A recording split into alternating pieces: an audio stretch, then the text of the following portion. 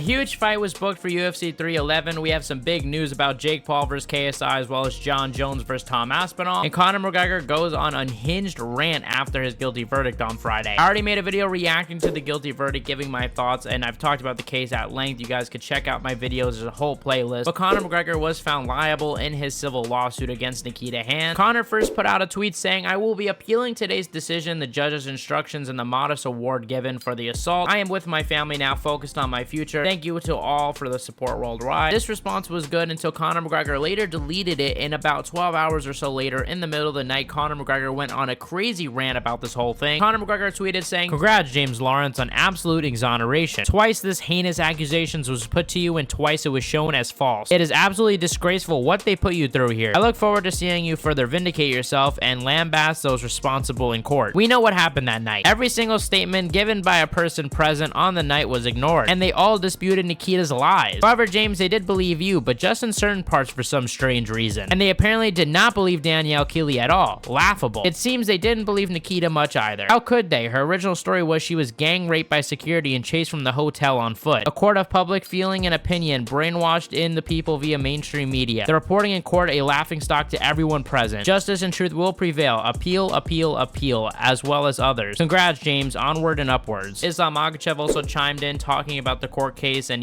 just basically, kicking at Conor McGregor. And look, this does not do well for Conor McGregor. Tweeting stuff out, look, this looks like extremely unhinged. It looks like he does not care at all because he allegedly raped this girl, right? So if this is true, obviously this would just be terrible. I will say, however, after hearing, times that Conor has snapped in the courtroom, seeing Conor get so mad, this is a reaction of somebody that is kind of telling the truth. Like, a lot of the time you will look for someone getting angry, because when you falsely accuse someone of something, they usually get mad. That is usually their instinct. Normally, if you do something, you're very calculated, you're very thinking things out, but it's hard to tell. Is it just Conor McGregor? Because let's be honest, he's always impulsive. He's always tweeting unhinged stuff. But yeah, Conor right now is just going farther and farther off the deep end right now. Let me know in the comment section below. Do you guys believe Conor McGregor or not? Also, guys, make sure to go to the link in the description to check out my Discord server where we talk about all the fights and more there. Merab Dvalishvili accused once again of ducking Umar. Merab and Umar are supposed to fight sometime next year. That seems to be the next fight that's going to be made. But Jan beat Davis and Figueiredo, and I want to say thank you guys for tuning into the stream. If you guys did, we did a live watch companion with, crazy reactions. I will be streaming now every Thursday and every Sunday at 4 p.m. Not this Thursday because it is Thanksgiving, so starting next week, Thursday will be 4 p.m. But this Sunday, we're going to do a 4 p.m. stream, so tune in. But after Petr Yan's win, Merab posted this video calling out Yan after Yan called out Merab looking for a rematch, and here's what Merab had to say. "Great fight, Peter.